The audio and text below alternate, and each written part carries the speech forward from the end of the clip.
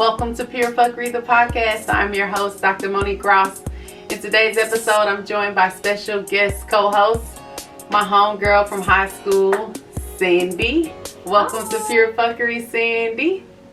And today's episode, we are two seemingly very similar women, same age bracket. Yep. Our kids are pretty much in the same age group. Both boys. Both boys. She has a husband. I have an ex-husband. And we're just gonna have a candid conversation about the current state of the U.S. right now, where we are regarding the George Floyd situation surrounding the riots and the looting and the, what's the word I'm looking for? Protesting. Surrounding the rioting, the looting, all the events, the protesting, the peaceful protesting, and where we are as far as our thoughts are concerned, and what we're doing. And the first thing I want to kick off, I'm just going to kick the conversation off by asking Sandy what the conversation is. What does the conversation in her house look like with her two sons and her husband regarding current events that we're facing right now? So, with my two boys, the oldest actually wanted to get involved right away. Mm-hmm. He wanted to get involved with the protests. And then, so for those of you that don't know, my husband is a former St. Louis City police officer. He worked North City, then he was a detective, but even he thinks this is completely messed up, and he thinks that something needs to change. Right. And while, it's hard for him to see the rioting and the looting, he also understands why it's a thing. Right. My oldest wanted to get involved right away. He's almost 18. Okay. And senior in high school. So the mom in me tells him, you can support from a distance. Right. At first, when he told me he wanted to get involved, I was immediately like, just stay back. Right. Just, use your voice with who you know. Mm-hmm. But then after I thought about it, I'm like, you have every right to go down there, but you need to go down there when you know it's going to be safe. Right. My youngest, he's 13, almost 14, and he's always been very supportive and open-minded, and he sees everything, but I mean, I don't know. I just tell my kids this. If you could see yourself in a situation that most young black men see themselves in every single day when they leave the house. Right. Like, you guys can go anywhere you want with no problem. You guys are free to leave the house whenever you want. Right. And I don't worry about it that much. Right. I don't. I should, maybe. I don't know. But I don't. Right. And I just think to myself, God, what if I was a black mom and you were black sons? Right. And I just tell them all the time, just remember how lucky you are and how they should not even have to feel the way that they feel. Right. Right. And it breaks my heart. It breaks my heart. Yeah, it's heartbreaking. And my kids, I have a 20-year-old and a 12-year-old, and we live in the suburbs and close-knit community where pretty much because of the activities, the sports and stuff that my boys participate in, they're known in our neighborhood. People know them. But in the same breath, you get that one person that doesn't know them. Like, I talk to my boys about the hoodies. Mm-hmm. That's all the rave right now. Right. Like, every little boy wears their hoodies, but I have to have that conversation with my son. And you have to worry about that. You have to worry about what clothes they wear. Walking down the street. Because ridiculous to me. I don't even understand. Yeah. You never know. And me personally, as far as the cops around us, I know most of them. I wave. They see me. They know where I live. They usually sit right on the vacant lot by my house. So I'm aware of their presence. They're aware of my presence. Mm-hmm. They've seen my kids. They've seen me with my kids.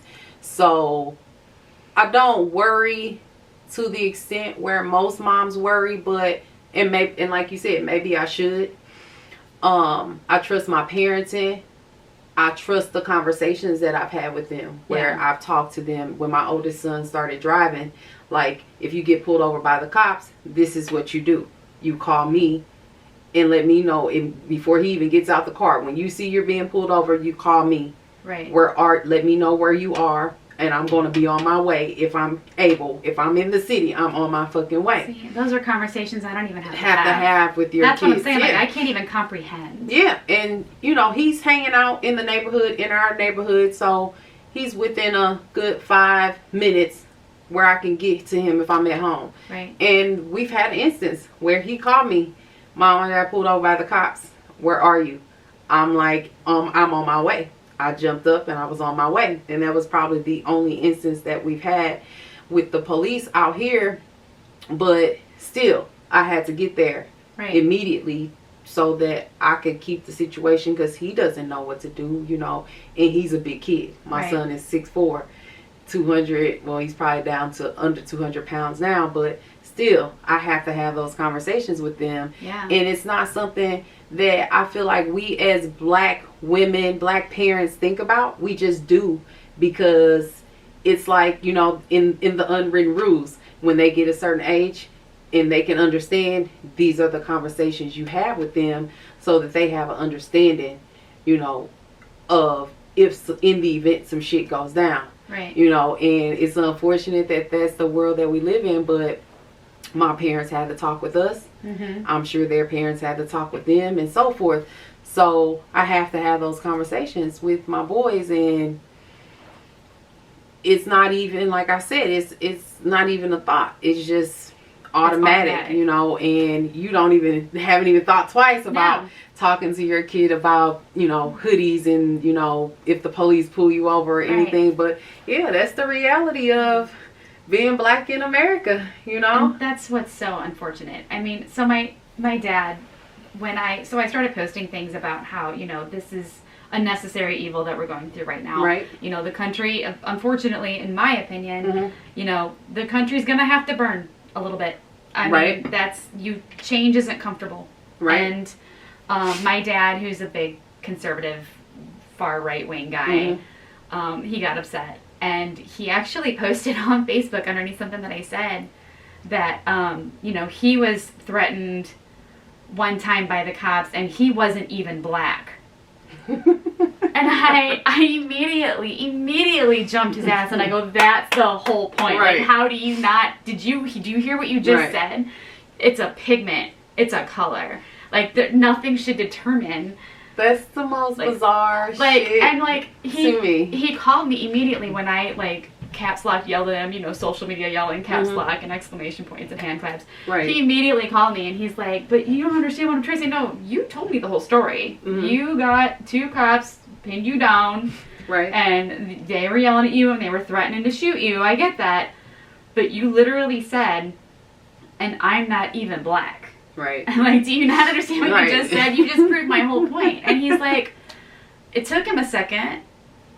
And then he goes, all right, smartass, what do we do now? And so, I mean, that went into a whole other conversation. But, I mean, we don't... The thing that I have to talk to my kid about, my 17-year-old about, is statutory rape and consent. Because he's dating a 16-year-old. Right. You know what I'm saying? Gotcha. Like, all I have to say is, you better wait to touch her until she turns 17 in August. Exactly. Because if you break her heart and you touch her before she's 17... and she goes and says XYZ, right. Like, that's my problem. That's my biggest threat. You not only have that as a mom of sons to worry about, but you have a whole other issue that shouldn't even be there. It shouldn't even be an issue. It shouldn't even... That's a whole other layer. And I weep for black moms. It breaks my heart. Thank you. I appreciate really you saying does. that. I do, and because I know you mean it. I really do. I really do. Like, yeah, it's the craziest shit to me. The fact that I sit up and I ponder it all the time, like, because I'm black, because of the color of my skin. That's it. Like, I'm still a human. Like, why is that not the factor? Right. We're all human beings made of the same everything. You provide for your family. Exactly. You have a PhD. I do. You paid for your schooling just like everybody else. I did. You know, you're a professional. You shouldn't have to deal with the shit that you have to deal with. Yeah. And as far as like direct racism that I've encountered, outside of some instances that I endured where I thought after the fact, I'm like, perhaps I overreacted. But I do have one definite instance where I had a supervisor tell me to take off of my black hat and put my HR hat on, surrounding a racist situation with one of our employees. And I was in my feelings about it, because it's like, why are we not immediately moving to terminate and issue a statement? Right. And she said, her exact words, swear to God, take off, Monique, I need you to take off your black hat and put on your HR hat. Like, I can't take off my black hat. Right. Like this is who I am. Yeah, like, my black. Sorry. What does that even mean? Yeah, What does that even mean? I don't know, but you know, I filed a complaint with the Commission on Human Rights and dealt with it in that manner. So, but outside of that situation, I've never really had where I feel like, okay, the cops were being racist, or I've gotten pulled over plenty of times, and 90% of the time I get told to slow down. I got a lead foot. I drive like a fucking bat out of hell. And don't let me be on a road trip driving somewhere. I'm rolling, and that's typically where I've gotten pulled over. Right. And you know, I didn't feel threatened. You know, I smile. And the thing about me is, I know how to handle myself. I know how to talk in certain situations. I'm a chameleon. I can adapt and adjust to whatever environment I'm in, and when I'm dealing with the cops, I know how to handle myself. You know, I've been arrested for bullshit, fucking with my sister, and some traffic tickets before, but outside of that, like, that was on me. That was some like, I knew I shouldn't have been there with my sister. You knew what you were doing. Yes, exactly. Right. And the traffic tickets, I knew the day would come. But outside of that, like, I honestly can't say where, you know, all that was a dead set on situation where I feel like I was directly targeted. But just because I can say that, I know plenty of people who can't say that. I know plenty of situations that have been told to me. And as a black woman, the conversation, you know, we'll say some shit like this. Like, I can say this to you. We'll be like, oh, that's some racist shit. Yeah. Like, you know, we peep game and oh, it's some racist shit. And we move on from it. But we shouldn't have to keep moving on from it. Right, exactly. You know, it shouldn't even be a factor solely based off of the pigment, the melanin in my skin. Like, what the fuck? Like, I don't know what the fuck happened back then. I wasn't there with my ancestors, but like, I can't wrap my head around the shit because I love all people. And that's a fact. Like, I got one of my best friends in this entire world is a white woman. And we talk about any and everything under the sun. Right. I know exactly what you're talking about. You know what I'm saying? And it's like, I'm not going to say I don't see color, because sure as we sit here, I know that you're a white woman and I'm a black woman. I think that's the biggest bullshit line. I see color. No. And I've said that line before. I don't see color. No, I acknowledge, I acknowledge it. I think the problem is not the determining factor in any and everything. Right. As, you know what I'm saying? People that say they don't see color, it drives me nuts, because I think that's part of the problem. Right. I don't see color. No. You're in denial that you see color. Right. You need to acknowledge the color and acknowledge the ethnicity and acknowledge the traditions and acknowledge the culture and appreciate it and come to understand it. Because we are different. Right. We celebrate in different ways. We do different things. Exactly. We all celebrate and do things differently in everyday life. Right. Why can't you just see it for what it is and accept it and appreciate it? Exactly. Shit, exactly. I mean, we've all taken from each other's cultures and created this amazing country that has the potential to be the best. Right. But we're not even number one in we're holding education shit down. Healthcare. There's so many issues because of this one lack of acceptance. Exactly. And I think that's what it all boils down to. Like, if we can get over this fucking 400-year-old hurdle, and we could, if we came together as a people, as human beings, do you know how much further we could get? The ideas that we could come up with as a collective, and how we could grow as a people, as a human race. But I pray that this is the motherfucking revolution that we need. Like, I pray that. And I don't wish harm on anybody. I don't either. You know what I mean? I don't think that it needs to come down to people dying. No. And all that shit. Because the stuff that happened, like last night, just in our city alone, the man, Lee's Pawn and Jewelry man, was murdered. Yeah, and former police captain. Yeah, and like the shit, y'all recorded it, and nobody did. Y'all recorded it, but you didn't do anything. Anything to try to save this man's life. Right. All to get into this pawn shop to get some used shit. Like, you know, I get it, but I don't get it. Like you said, some shit might have to burn in order for us to fucking move forward. And here's another thing too, and this is a whole other layer to add to it. You have a revolution happening right now. Yes, the revolution will be televised. Yes, and it's, look, we are living it. If you ever thought about what you were doing, what you could have done in the Civil War, in the civil riots back in the 60s, if you're doing it right now, right, that's what you would have been doing. That's what side you would have been on. I feel so bad.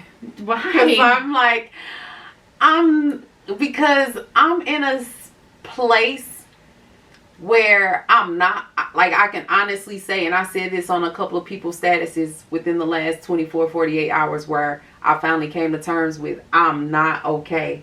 Like, mentally, right? I'm not okay. I don't feel grounded.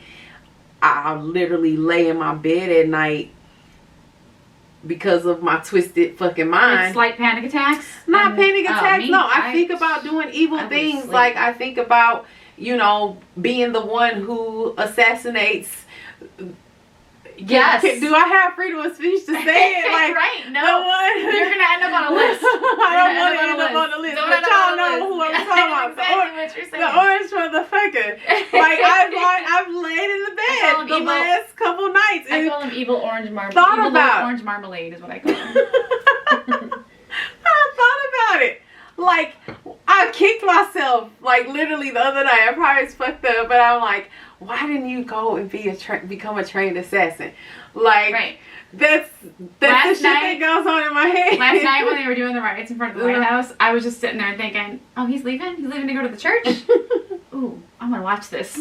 I was like, is something going to happen? I'm going to watch this. Yeah, like, I don't watch any of it. I haven't even brought myself to watch the George Floyd video because it's a mess. I'm not even okay just seeing my timeline on Instagram and Facebook. So I know if I like watch any of it, I'd never watch any of it. I don't watch the news. Yeah. I just can't, because I know how absorbed I'll get into it. Like 9/11, when that shit went down, I was glued to the TV. Yeah, I was too. You know, Hurricane Katrina glued to the TV. So now I just don't even glue myself. I don't watch any of it. I know what's going on. Right. But I can't. It's just too much. It's too much. It's too much. So, to add to all that, to add to everything, to add to the revolution, the layer above it, we have been under quarantine with the coronavirus since mid-March, right? Right. So, not only do you have a revolution happening where people are just feeling hopeless, like with this, you have people that have been out of work for months. Yes. You have people that have not been employed, that have not been making money. That have lost everything. Don't have. So you have that extra level of desperation. That looting makes even more sense. Yes. Because they're going to get what they need. Yes. You know, and I'm not even, like, I understand. Like, I empathize with these people. Right. That are looting. I empathize with them. Because it's like, damn, you're like on a multi-level, you know, I can honestly say my work, I was under the Paycheck Protection Plan. I was paid in full the full 2 months that I was off work. Yeah, I was paid in full. My husband works from home. I'm not going to say where he works, but he works from home, and they allow him to. And they're even talking about making it a full-time thing because it's worked so well. Right. So, like, we've been okay. Right. I have the privilege to say that. So my heart goes out to these people that have not been okay. I don't know what I don't know what I would do. Yeah. You know what I'm saying? And so you have that layer on top of this whole new layer that we're dealing with. Man. Throw in murder hornets and it's just a shit show. I'm telling you, like it's. I don't even know. It is. You have to laugh to keep from crying. Right? But 2020 has turned into like this. Man, it's who knows what the next few months are gonna hold. But I want to believe that it's not gonna happen overnight. But I want to believe that this is the stepping stone to the changes that are gonna come. I want to believe that. I am so optimistic. I have faith. Like, my faith is so big. And I really believe that we can get past this shit. If we want to get past it. But that's the big question here. Is if. Because for some reason, whenever the majority, white people, are confronted with some sort of societal change, they resist. Oh my God. It's like you're pulling their wisdom teeth with it's like they're giving birth with no medication. It's like, I can't do that. Oh my God. Like they're so afraid of losing what they think they have, which we don't even have. Let's be honest. We're not an elite. Power, like the elite. We're not the top 1%. We got to get out of this illusion that we have everything already, because none of us really, we're all part of this whole bottom level that doesn't know what's going on up there. Like, right. Let's get over ourselves for like a second. I don't know. And to be honest, the shit, I personally feel like the powers that be know that they know. I feel like we're in a puppet show. That's how I feel. They pull the strings. I feel like strings are being pulled for a reaction, and they're getting the reaction that they wanted.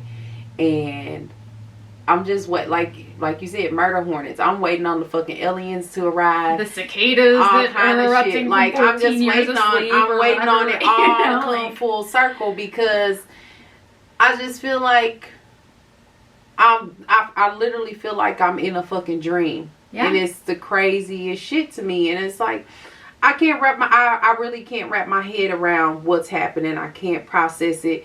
Do I agree with the tactics being used? No.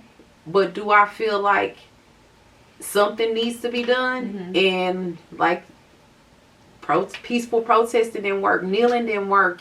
You know, all the fucking methods that have been tried, they haven't worked. So now it's time to see what else can work. Mm-hmm. Let's try something different. And no, I'm not outside rioting. I'm not outside protesting. I'm really processing it. It's gonna take me a minute, and I'm shocked that I'm even here right here having this conversation, because I haven't been okay the last couple of days, where like I've been in hermit mode, doing a lot of meditating, a lot of praying, and it's a lot of 2020 yoga. In case we haven't. Yeah, it's 2020, and we're having this conversation. We're having this conversation about this is race. Ridiculous. And it's like, wow, wow. But I don't know.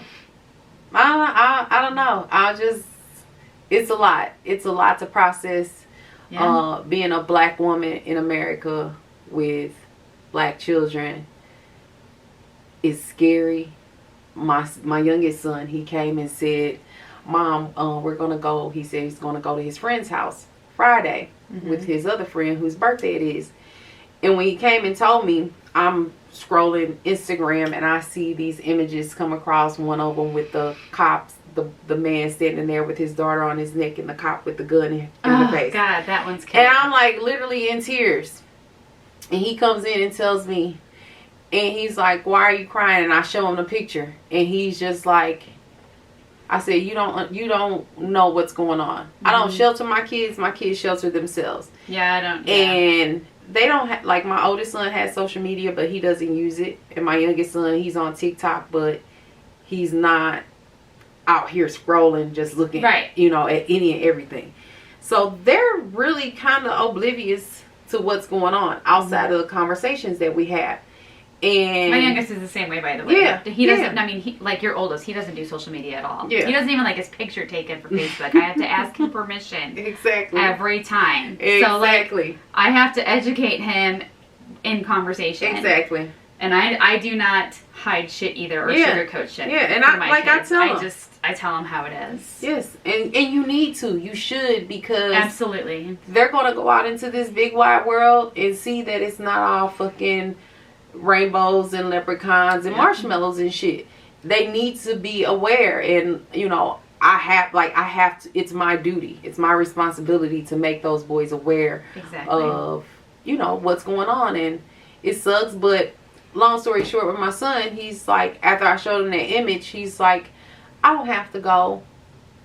And he just hugged me. We hugged for a good 2-3 minutes. Doesn't that also break your heart? Yeah, and like, because he literally sees saw the that worry image and the hurt in me, and he sees this image, and he feels it. Like, he feels shit. He's that's like, terrible. I don't have to go. Yeah, and he came back. Risk my own happiness and my own joy, because you're right. This is scary. Exactly. He came back like 20 minutes later and was like, yeah, I told him I'm not going to go. We're robbing children of their childhood. Yep. And it's fucked up. It's so fucked up, but I mean, I'm not going to say what are we going to do, because something needs to be done.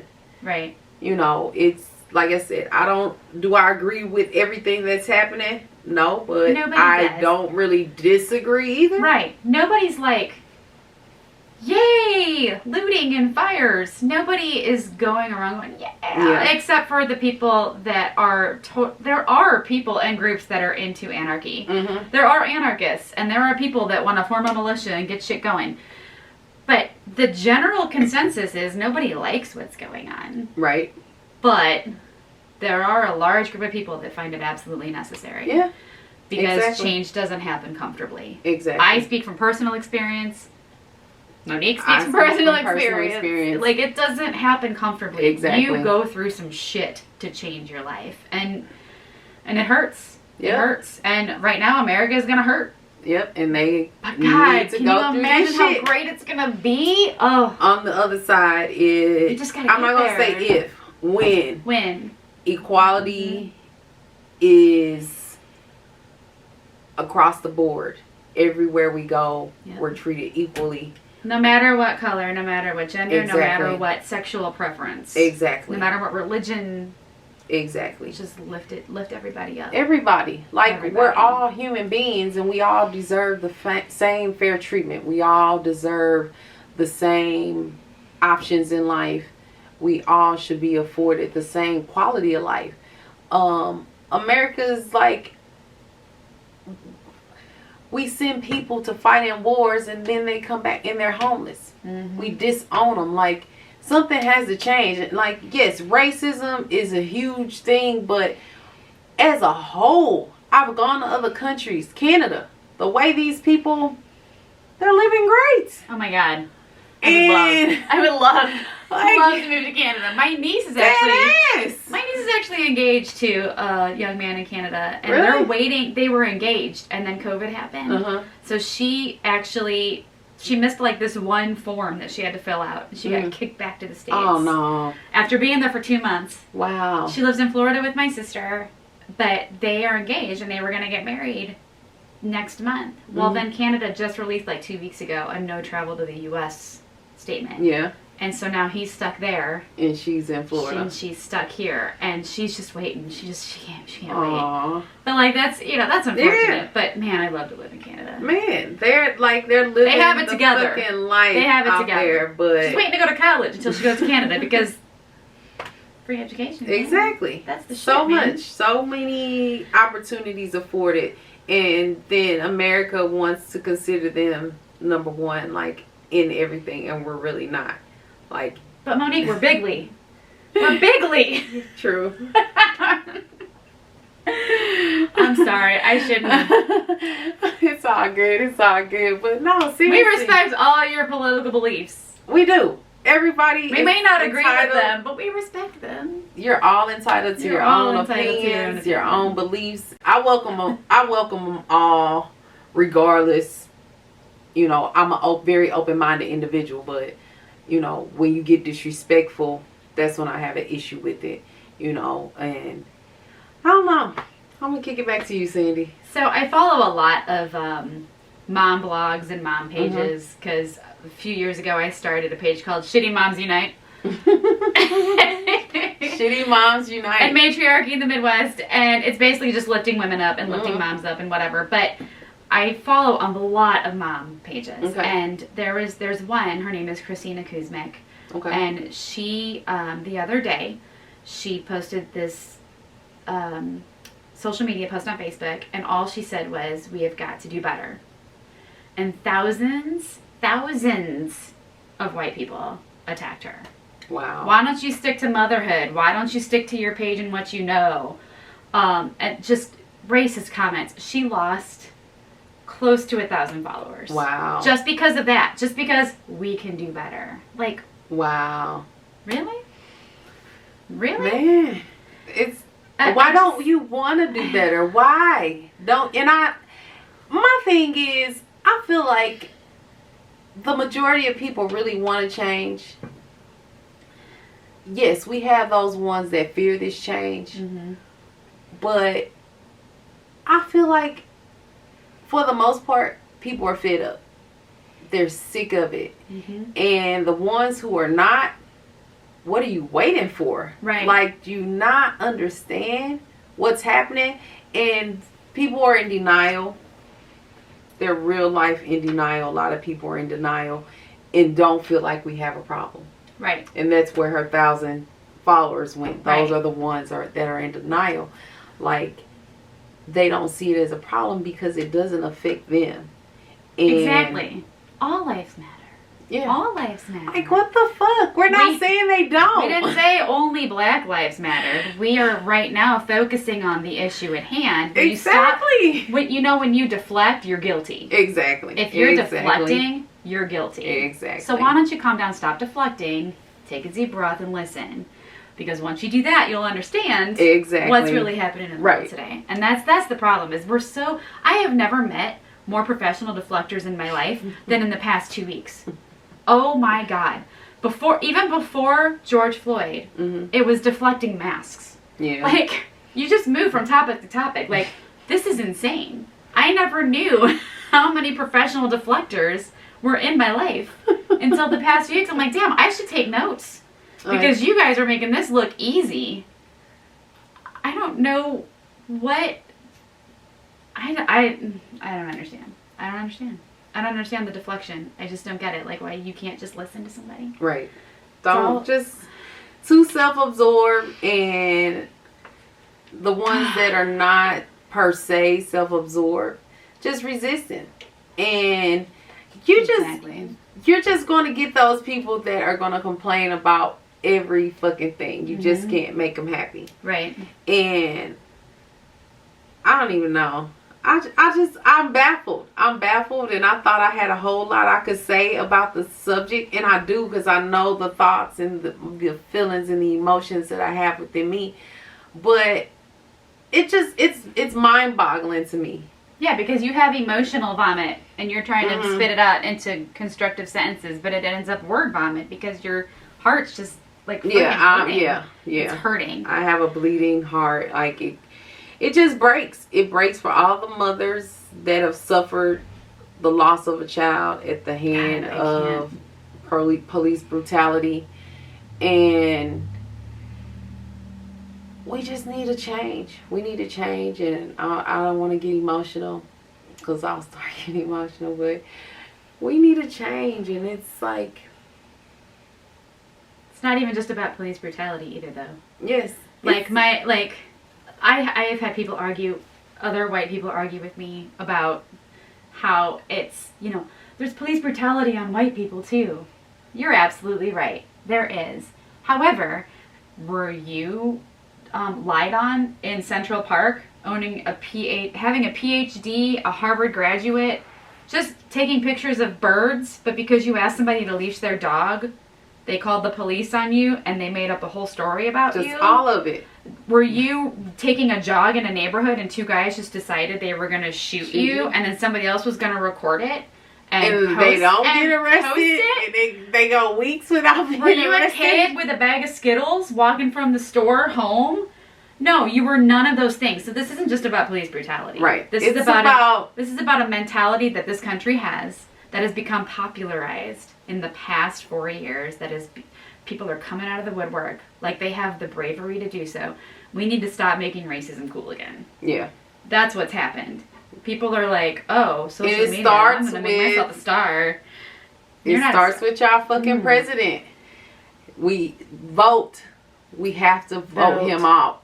And we know the selection isn't the best. We get it. Exactly. We know the selection our isn't options cool. are slim fucking pickings. They suck. But he has to go because he has created this environment where the racist people have come out and they just absolutely think it's okay to target black people. And their mindset is that they're going to get away with it. Yep. You know, that it's their right. They're superior to us and they can do this. Like, what the fuck? Yep. Why do you think this? And immigrants too. Yeah. Like, just whatever makes this whole cabinet feel powerful. Whatever makes them feel powerful. Before he was even president, he craved power. I mean, y'all saw, what's that show? The Apprentice? Y'all saw The Apprentice. Power. It's all about power. Power trip. We have a reality show real estate mogul as the president. We couldn't do any better, America. Right. He filed bankruptcy several times and won't reveal his whatever. We can't do any better, America. We can do so much better. We can do so much better. Like, we can. Do so much better. And I don't know. I'm Sandy. It's just it's fucking nuts to me. And yeah. I'm really sitting here. I ask myself in my head, like, am I holding back because I'm sitting with you? And I don't feel like I'm holding back. I literally have said, like I said, the last 48 hours, I'm still processing all of it because as the details come out, like each detail with the George Floyd situation that comes out is another punch. First, y'all tried to say he had drugs in his system and he died of existing conditions. Yes, like the knee in his neck didn't do come anything on. for 9 minutes. And then each day he begged for his mother, who's been dead for 2 years. Begged for the comfort of his mother. I think that's the one that broke me. Yeah. That's what broke me, was when I read that and then I watched the video. After I read it. Oh, I don't can't watch it. I'm not gonna watch it. That broke me. That was what broke me. Was and then begging for mercy. And like just 4 cops are sitting there. Disregard for this man's life like he's a human being. And this is one of many stories, only one of many that have gotten recorded. We don't even know half of it. We only know what we see. There's more than that. That's the worst part. Yep. That's the worst part. Man. I don't know. I just, we have to do better. We have to do better. And it's just like, I can't speak for all black people, but I feel like I can. We just want peace. It's going to ultimately, if we don't get the peace, it's going to turn into, it won't be a race war to that extent where it's black against white. I feel like it's going to be everybody against the racist motherfuckers. Yeah. And that's what it's going to come down to if this continues on. And I know some black people that just really don't like white people.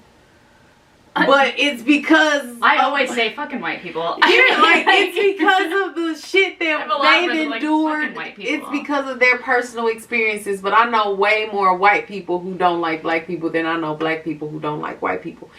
And But really? I know you know more about people that don't like black people. No, I know more white. I've encountered more. Because that kind of breaks my heart too. Like, what the fuck, man? Like, I just don't. And it's like it's plenty of black people out here that just like to tell you like I don't fuck with white people.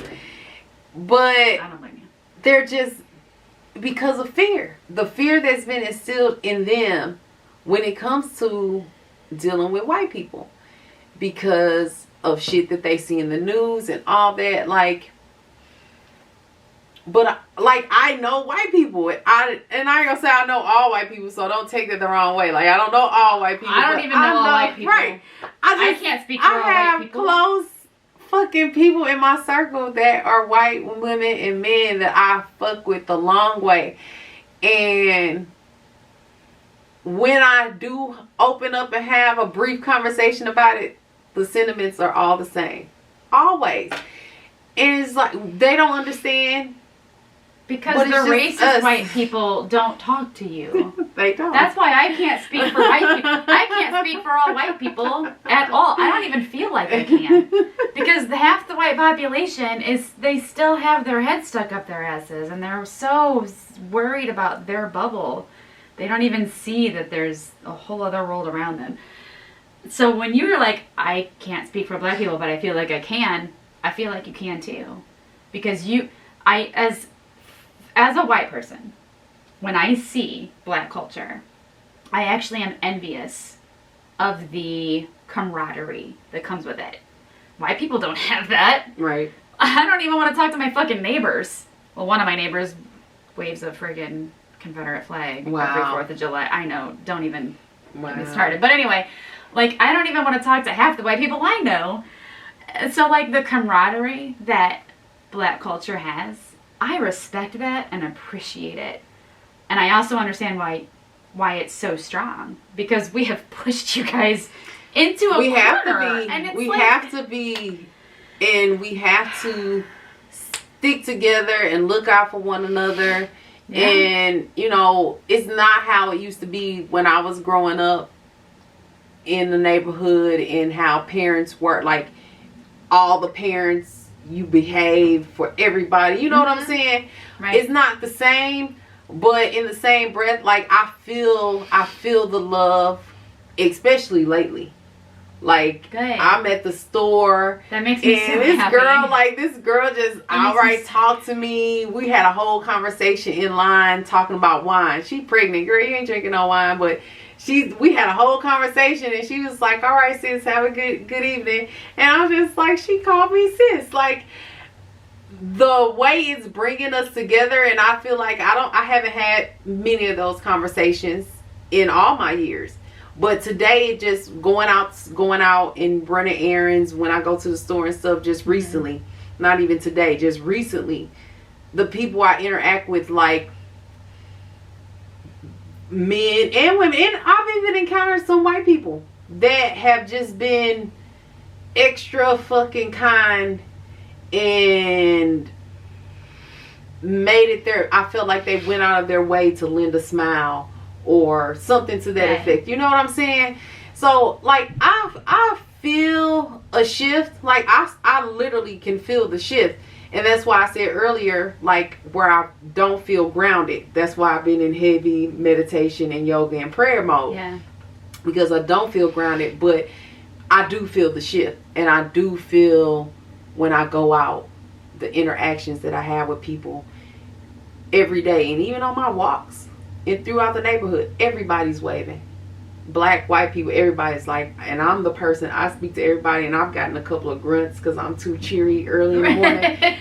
I would kill you. Yeah, lately. Just for your cheeriness, I'd be like, no. It doesn't even matter, like, because I'm like the person, if I walk out in traffic, if a car's coming, I wave, everybody's waving back. I say good morning to everybody on my walk. Good morning. You know what I'm saying? And I'm really receiving the energy back, whereas before I feel like I've literally gotten, like, grunts, like, what the fuck, why is she so, it's 8 a.m., it's 7 a.m. That's what I'm like, But I do feel a certain shift.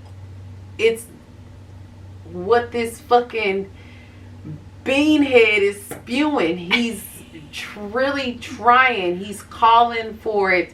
I love that beanhead. I don't know what else to call him without, beanhead. getting this taken down and fuck around and take it down because I might say the wrong thing. And maybe that's what it is. I'm tiptoeing around my words because I don't want to say anything to offend anybody on any side, and I don't want to say anything to get myself in trouble. I think it's the more get yourself in trouble that I'm worried about because yeah, take my shit down. He's trying to take down Twitter, y'all. So. But it's freedom crazy. of speech. It's crazy. It is. You are supposed to have freedom of speech, and it is our right to peacefully protest. But for whatever reason, they're throwing tear gas into peaceful crowds that are protesting. Like, I watched last night. I watched live last night in front of the White House. They were not violent. They were just yelling, "No justice, no peace." They were yelling certain chants. They were standing there. Of course, they were flipping off right. the officers and the military, whatever. There was no violence. And then, because the president wanted to go to the church to pray, they literally were throwing tear gas out into the crowd, and it got violent, not on the protesters' end. It got violent on the police end, and because the president decided, I want to go to this church where all these protesters are, so you need to move these people, the American people, out of the way. He's out of control. Like, he is... Something has to be wrong. Like, you can't. I'm just not convinced that he is in his right state of mind. I'm trying to be nice. Do you think? I don't like. I read shit and I'm like, is this real? And I have to go and do my own research to find out if it's real. And 90% of the time, he actually said it. American people love black people, Monique. American people love black people. So if American people love black people, American people love black people. Are we not American too? My God, when he said that, I was watching that too live, and I wasn't just watching it, and I heard him say it, but my mother-in-law, she's hard of hearing, so she always has it on subtitles. And I read it like 10 seconds after he said it. I read it because I'm like, did he really just say that? And then I read it and I'm like, he said that. Wow, he just fucking said that. Does he not realize what he said?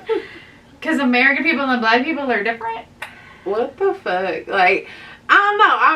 I like I said, I'm still processing it. I am extremely baffled. I'm not surprised. I just don't have words because did I see the shit coming? Yes.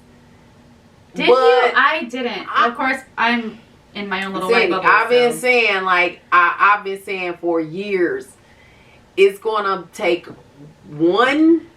it's going to be that one fucking time where everybody is going to be angered by it. And I feel like this is the time. I might be wrong, but if this isn't the time, it's going to be the next time or the next time. But it's like, I really feel like that this is the one, but we'll see. So, full white girl confession. Michael Brown, Ferguson, okay? 2015? I think so. Mid-20 teens. Like I said, it all runs together. Right. I, at first, was super angry. I was so angry. The injustice. And then I started reading more about what Michael Brown did that day, harassing a cashier, or whatever, the details. I was one of those people that flipped the script. I was like, well, wait a minute. He did this wrong. And the cop was, young and anxious, and the two combined, and, I, full disclosure, I was like, I can see it. Okay. I was upset. But it kept going. Like, the racial shit kept going, and more cases kept coming out. And then I'm like, okay, this really is fucked up. Like, this is fucked up. So even if, like, it's okay to evolve, and I think that's what people are afraid of, is evolving. I think that people are afraid to admit they were wrong. Right. And that's the biggest problem. Yeah, definitely. It's not even just about change.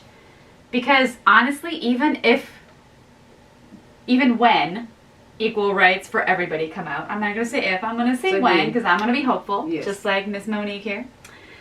When it happens, it's not going to change us very much. Right. We've already gotten this shit. Like, it's not going to change us. It's not going to change us. It's the admittance that we're wrong. Right. Just admit that you were wrong. Admit it. Just admit it. And evolve. Just admit, like, shit, I was wrong. Right. I was fucking wrong. And nobody, I think it's really, really hard for people to admit that they were wrong. It's uncomfortable. And just to say sorry. Like, I'm sorry that I was fucking wrong. I think it was in Houston. I saw the black protesters, and then there was some white protesters, and they were kneeling and praying, and then the black people kneeled and prayed with them, and like the white people that were on one side were like saying they were sorry. And it was probably one of the dopest images that I've seen, you know, thus far. Like, I just really appreciated I think it was a video probably. I don't watch the videos. I don't hit the volume. I just see what's happening, and then I move on. Like, I can't watch the shit. You just said Mike Brown. I did not know anything that was happening right before that happened. They were like, yo, you didn't see what was happening? I didn't know shit. I was in Vegas. I didn't even know about. I came home and I'm like, what is going on? I was in Vegas having a good old time. I did not know about Mike Brown. My ex he came by. And he was like, "What? How do you feel about the whole Mike Brown situation?" I'm like, "Wait, you were here the whole time and you didn't know?" Like, yeah, I didn't know. I don't watch the news. I was in Vegas, and I think at the time I wasn't on social media at all. Like, that's one of the times I just deleted all my shit. Yeah, for a few years you were. Yeah, like I come and go. I don't blame you. It's crazy. You have to, but I didn't know shit. He came, and I think this was probably like 2 days after the shit had even, like, after he was killed. And he's like, what do you think? He comes over and I'm like, hey, what's up? When we sitting up talking, what do you think about the whole Mike Brown situation? I'm like, who's Mike Brown? He's like, what? I'm like, you're right. He's like, where you been? I said, her. He's like, Mo, you haven't been on. I'm like, dude, I don't watch. I turn this TV on every blue moon. No bullshit. And when I do, it's not to the news or anything of the sorts. And like I said, I must have been off social media. And he's like, you don't know that it's a whole fucking riot going on over in Ferguson. I'm like, what? There's a QT and yeah, he pulls up his social media and gets to scrolling, and I'm like, wow. Like, I had no idea. And I'm sorry, y'all can judge me all y'all want. I don't give a fuck. This is how I protect my energy, how I protect myself, where I disconnect from every fucking thing. You have to, and if you don't think you have to, try it. I'm telling you, delete your social media for 6 months, 9 months, a year, and you know, I won't even say go that far. Delete it for a month, a couple weeks. Watch how much better you feel mentally, spiritually, emotionally, physically. Use that time to do something else with yourself. And I'm telling you, like, that's some good fucking detoxing that everybody can use. That is what I need. And like I said, I had no idea about Mike Brown, and I was flabbergasted, and literally I felt so bad because here I am going about my everyday life, and it's a whole fucking riot in my backyard. But therein lies the problem. When he showed me that shit, next thing you know, I'm reading every fucking news article. You go down a rabbit hole. And that's my problem. I go down these fucking rabbit holes, and you're Alice. You're just clinging for shit. Make me small, make me big. You don't even know what you're reaching for. You're just trying. I'm going to find every family member's social media account like it's bad. And that's why I don't do it. So if you judging, judge away. But that's how I protect my peace. Like, I have to detach from the shit. And like right here, right now, even with me doing this podcast and shit, I don't go on social media every day. I told in one of my episodes, I talked about how like the stories and shit. Somebody messaged me, thanks for watching my story, and I'm laughing. I don't watch the stories. I just turn them on my work phone and let the shit play. If I happen to look at it and it's some, like, I might like it, but I don't be watching the stories. I'm sorry, but I'm so oblivious. Unless somebody, my family members, like my sister who watches the news 24/7, she knows I don't watch the shit. So she's gonna call me up and that's how I've been getting the majority of the news lately, because I try to avoid it. Like, some days I scroll my social media, some days I don't. It's a lot. It's a lot, and I don't have the energy for it. I'm sorry. I cry. Like, I'm not an emotional person. Like, But you have empathy. Yes. Empathy, and that's my problem. Sometimes. It's like I'm not gonna say, oh, I'm such an empath, but I am. I'm such a fucking empath. I am too. And that shit gets to me. So like I said, that's why I gotta protect my peace, because if I sit up and absorb it, I go down that rabbit hole, and next thing you know, it's 4 a.m. in the morning and I'm sitting up trying to figure out how to go kill a motherfucker. I have had panic attack after panic attack after panic attack. I will wake up in the middle of the night, like, I'll think I'm okay. I'll go to bed thinking I'll take my melatonin, I'll take my CBD oil. Right. I have to try to sleep, and I will think I'm okay. I'll go to sleep. 2 o'clock in the morning. You up. Exactly. I wake up and I'm like, shh, I'm up till 5. Right. And then I sleep till 6. I'll fall asleep at 5 and sleep till 6. Like, my brain, my subconscious tells me I'm not okay. Yes. Yes. And that's what happens when you have too much exposure to the news and social media. Yeah. I need to detox myself. My name is Sandy. I'm a social media-aholic. She's a junkie. I'm not even gonna lie. I am.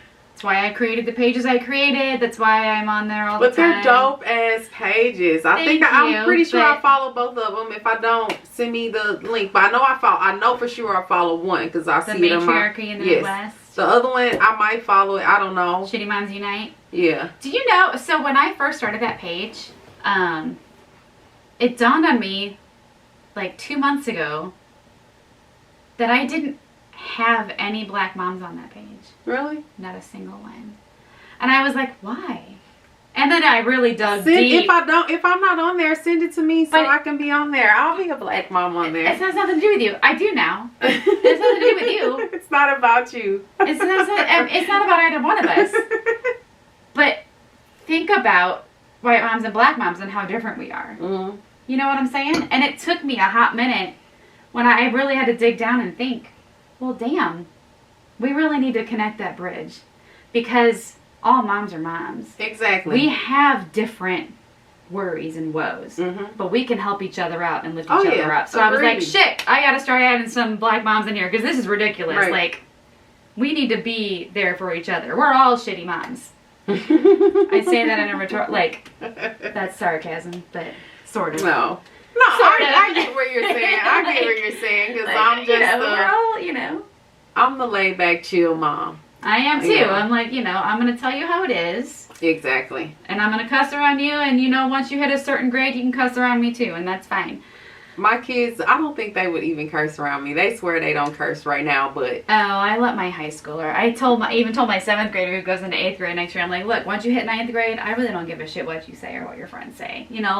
Again, that's the shitty mom in me. But like, I mean... Black moms, we swear you didn't fucking said the most heinous thing. Let a curse word pop out your mouth. Like...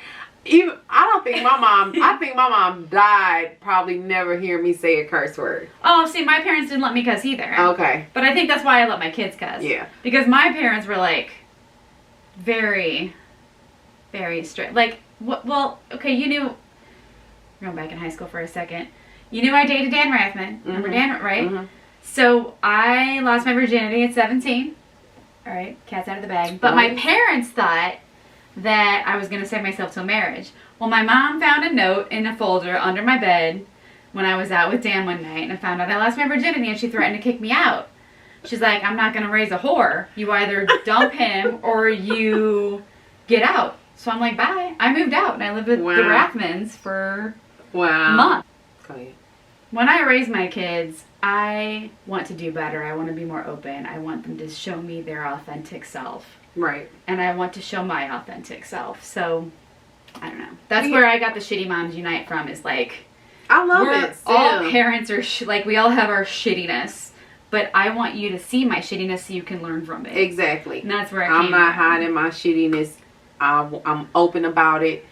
And I am with my kids. It's a comedy hour. I talk to my kids about all kinds of shit.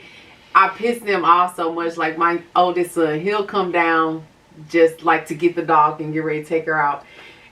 And if he catches me while I'm high, I'll catch him like, what are you doing? And he'll be like, nothing. And next thing you know, I'm on some philosophical bullshit. And he just, it's hilarious because he just stands there and listens. He'll just shake his head when I say, you know what I'm talking about? And he'll be like, he just lets me go on my rants. And then I'll be like, all right, my bad. I'll be like, all right, my bad. Go ahead. I know you get ready to do X, Y, Z. But yeah, like, you have to have those open relationships with your kids and talk about stuff. And, you know, shitty parent or not, it didn't come with a fucking manual. Right.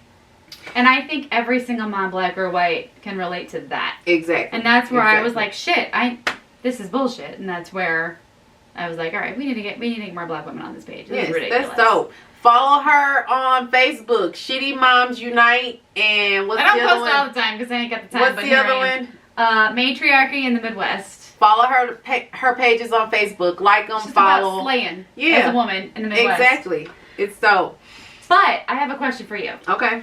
So I don't know how to go about this, but I feel compelled to do it. Okay. I live in a neighborhood that's mostly white.